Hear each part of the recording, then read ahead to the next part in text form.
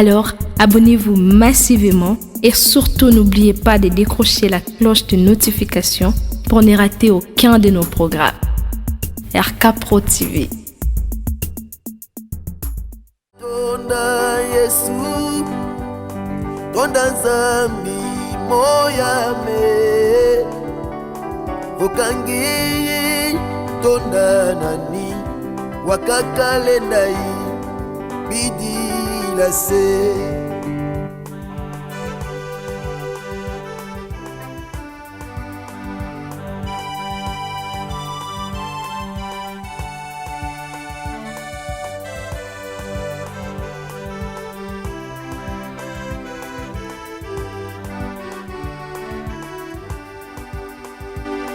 Utilanga masemeto, yundulanga mwanandi,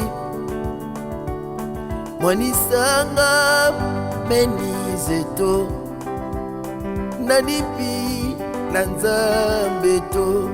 Tonda, tonda, tonda, tonda Yesu, tonda Nzambi moyame, bokangeye tonda nani, wakakalendai bidi la se. Nzambe azali tata, solo nako banga te. Nzambe azali tata, solo nako banga te.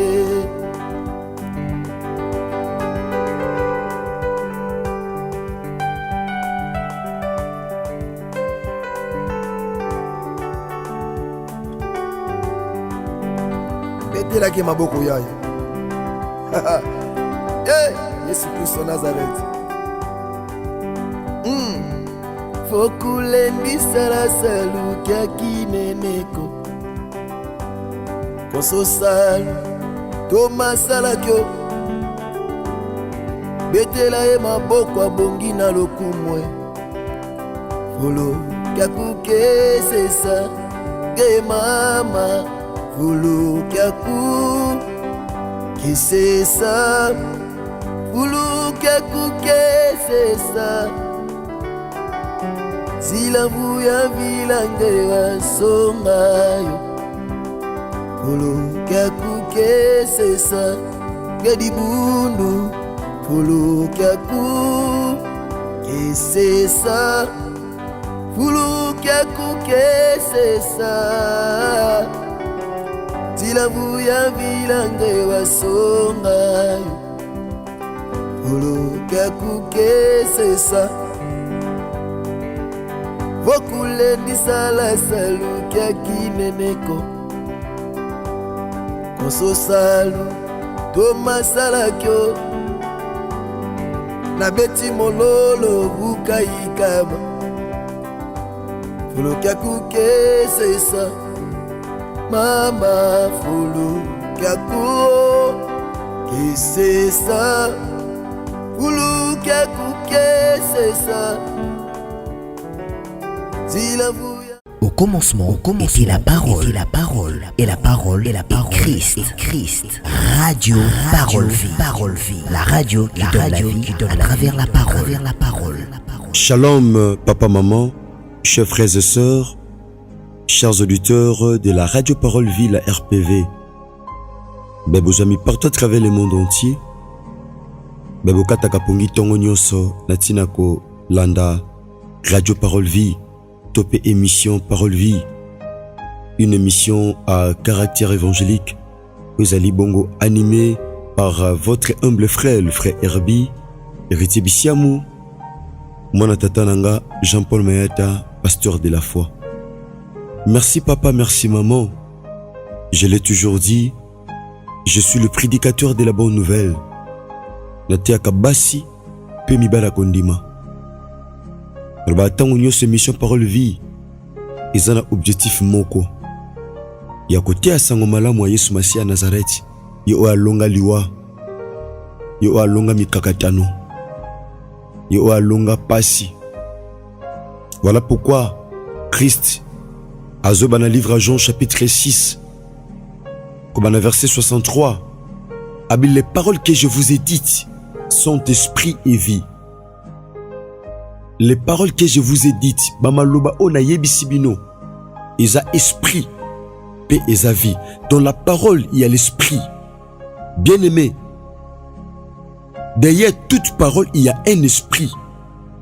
Ezo dépendre na mutu azoloba à cause de la animé na Saint-Esprit, tout comme à cause de la animé na esprit méchant, topé impur. Bien-aimé, dans la parole de Dieu, il y a la vie. Voilà pourquoi la Bible dit, dans leur détresse, ils crièrent à l'Éternel, et l'Éternel envoya sa parole, et sa parole le guérit, et le fit échapper de la fosse. C'est la parole de Dieu qui guérit. Cher bien-aimé dans le Seigneur, bien-aimé, nengaki nangolo pesa melingai na tongwa lelo, nebite ngani bozolanda biso. Je dépends de l'heure où bozolanda biso na kati radio parole vie. De partager un thème. Oezali, je ne mourrai pas. Topé na kokufate. Te sambel. Seigneur, nous te disons merci. Car tu es le Dieu qui donne la vie à toutes choses. Même aux ossements desséchés, Seigneur, tu donnes la vie. Nous te prions, Seigneur, afin que tu puisses donner la vie à ceux qui étaient morts dans nos vies. Et cela puisse ressusciter dans le nom de Jésus-Christ de Nazareth. Il est écrit, et ta parole est une lampe à mes pieds, est une lumière sur mon sentier. Seigneur, nous te prions afin que cette parole puisse éclairer nos vies, puisse éclairer nos destinées, afin que Christ, tu sois réellement glorifié dans nos vies. Dans le nom de Jésus-Christ de Nazareth que nous avons ainsi prié et nous disons Amen. Merci papa, merci maman. Bebosala biso confiance. Na kati radio parole vie. Dans le batangu nyoso émission lokola boye ba mesana na ngote. Le bananzambe ba mesana na ngote. Wana Matthieu chapitre 7 verset 7 na yebiango. Wana Jean chapitre 3 verset 27 na yebiango. Bien-aimé, ba mesana kate na liloba nzambe. Yaya, mais le bananzambe et memaka bomo et pas ezoteyama. Et pas ezolobama. Bien-aimé dans le Seigneur. Nangana teayo na tongwa lelo bien-aimé que tu ne mourras pas. Au kufate. Lorsqu'on parle de la mort, bien-aimé, il y a plusieurs sortes de morts, bien-aimé. D'ailleurs, d'ordinaire, l'homme a deux natures. L'homme à la nature humaine, otozomona, otozotambula, otozolala, azolamuka, azolia, azomela. Ça c'est la nature humaine. Mutu pas dans la nature spirituelle. Bien-aimé de le Seigneur, il est dit dans Job chapitre 32 verset 8, en réalité dans l'homme c'est l'esprit. Et c'est le souffle du Tout-Puissant qui lui donne l'intelligence. Mais spirituellement, ça koufa. Santé et koufa.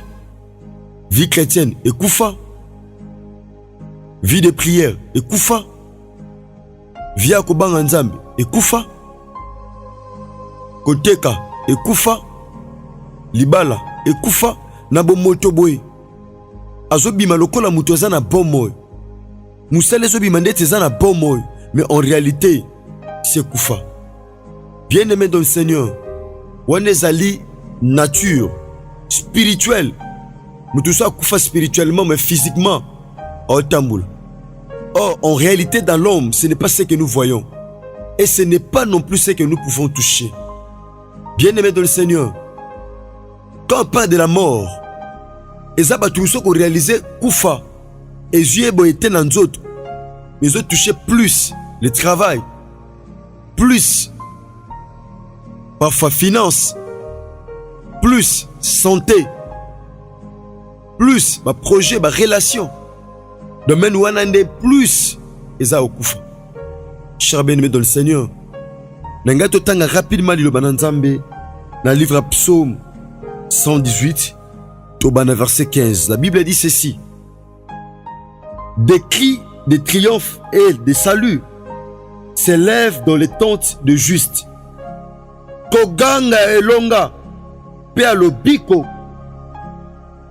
ezotombwama na efandelo to pe na ndako ya bayengebene. Engolo ba moyengebene abengama pour pousser ba cri de triomphe pe à salut. Et non ba cri à gémissement, et non ba cri de pleurs, et non ba cri à inquiétude.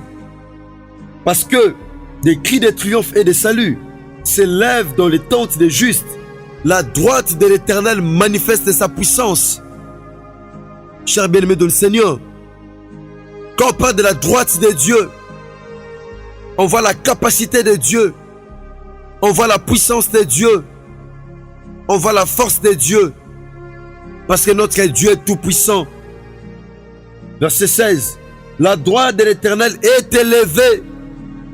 Le boko mobali nzambe efandité et lalipete Messie est telemi nzamba tombo le boko ne na mboko atombo le boko ne na kati mabota atombo le boko na ye na bomo basantu atombo le boko na mobali avec un seul objectif pour manifester puissance na ye. La droite de l'Éternel manifeste sa puissance. Le kola le boko nzambe ezotali sa puissance ezotali sa nguya. Voilà pourquoi moi j'ai dit je ne mourrai pas. Pourquoi je dis je ne mourrai pas? Ezaba tebele ba kufa liwa euta et pas na nzambe te. Ezaba tebele ba domaine belé na vie na bango kufa ezali kambe euta pas na nzambe te. Voilà pourquoi apôtre Paul azoloba na Galates chapitre 5 verset 7. Oh, vous couriez bien, vous évoluez bien, vous viviez bien, vous combattiez bien. Qui vous a arrêté? Nana telemisayo abakisi na koloba. Cette influence ne vient point de celui qui vous a appelé. Bien-aimé dans le Seigneur, ezaba tebele bakufa et ou te pa na nzambe te. Et puis nzamba ko permettre to kufa na ba âge. Maladie ozo tungisa yo soit volonté à bato kufa. O kufa te. Ce matin to loba je ne mourrai pas. Mon travail ne mourra pas. Mes enfants ne mourront pas. Mes relations ne mourront pas. Abi je ne mourrai pas. Je ne mourrai pas, je vivrai. C'est possible que tu vives dans ces conditions. Ces conditions zanango. Bazo souhaite kufa. Mais quand na condition c'est possible de vivre. So bazo luka pasi na yo. Quand na kati ba condition c'est possible. Oyemba zoloba, je ne mourrai pas, je vivrai. Nous avons besoin de la vie parce que le Dieu en qui nous avons crié, il n'est pas un Dieu des morts, il est Dieu des vivants. Bien qu'il domine sur les vivants et sur les morts, il n'est pas le Dieu des morts, il est le Dieu des vivants. Le psalmiste a dit, je ne mourrai pas. Même si ces problèmes est commis au comble, même si ma cambozo simbate zo bebakak, je sais une chose, je sais, comme l'a dit Job, je sais que mon Rédempteur est vivant. Oh, je sais que mon Rédempteur est vivant. Il se lèvera le dernier et il agira. Non di mo sala, non di mo telema po sala, non di ma samedi à lobi na jeûne et prière au sala, non di mo sala mo santo. Moi ben lobi je ne mourrai pas, je vivrai et je raconterai les œuvres de l'Éternel. Bien aimé, ozana fo tatu la misala ya nzambe, ozana fo tatu la bolamu na nzambe, ozana fo tatu la bolingo na nzambe, ozana fo tatu lelonga oyo epesamela biso na ekulusu na Yesu Kristo ya Nazareti. Nzambe asolo mpe ya bomoi, nzambe elombe mpe ya makoki nyonso. Okufa te yaya. Ata ba médecin babi que tu mourras, non, tu ne mourras pas, parce que les derniers mots de ta vie eza pas ba médecin te, eza pas tata mwasi te, eza pas tata kulutu te, ni pas noko, mais les derniers mots de ta vie eza pas na kolo sur Masia Nazareth. Nzamba solo pe ya bomoi, nzambe ya elonga Oui, il dit un mot. Oh, et la chose s'accomplit. Oh, Koufate Yaya. Ata makambezo simba tezo beba kaka. Oh, Koufate. Oh, Koufate Yaya. Oh, Koufate Yaya vivre. Peut-être le misala Yesu Messia Nazareth. Merci papa, merci maman. Tika Yesu Christ à Nazareth, nzamba solo pe a bomo. Nzamba pesaka bomo ene loko nyonso. Il est le Dieu qui donne la vie à toutes les choses. Même aux morts. Nazo ndima. Bomo ekokota te pa ikufezo tangama. Nazo ndima ete bomo ezokota. Na kombo Yesu Christ à Nazareth. Nzamba solo pe a bomo. Pe a ilonga. Qu'on te péché merci. Pour l'exhortation à Tongwa Lelo. Au tébiso était au Koufate Trobika.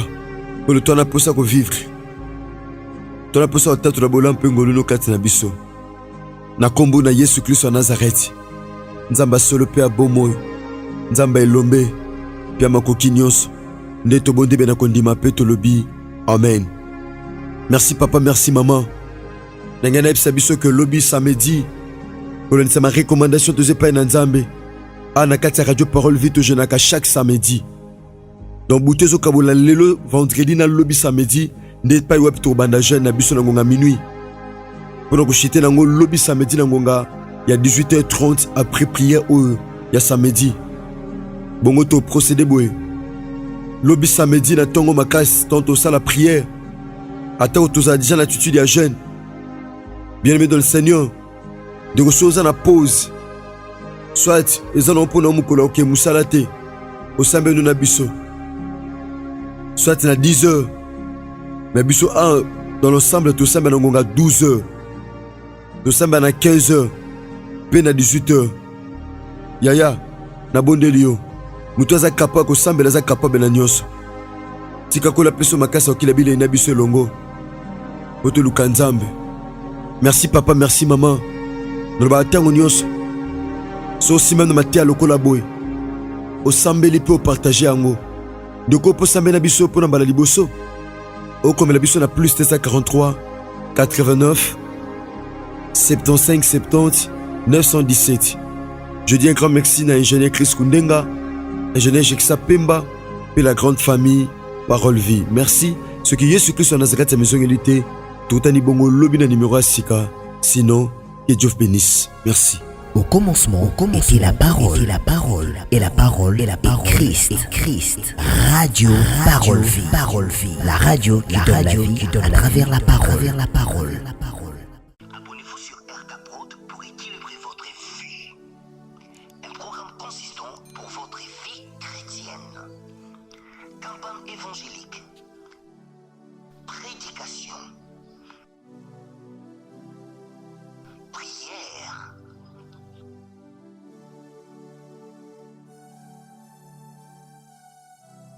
Enseignement biblique. Divertissement.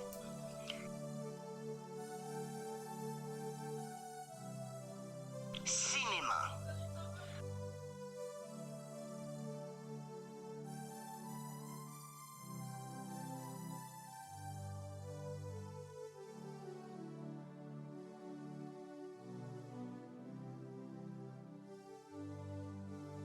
Musique. Alors, abonnez-vous et n'oubliez pas de décrocher la cloche des notifications pour être informé à tout moment.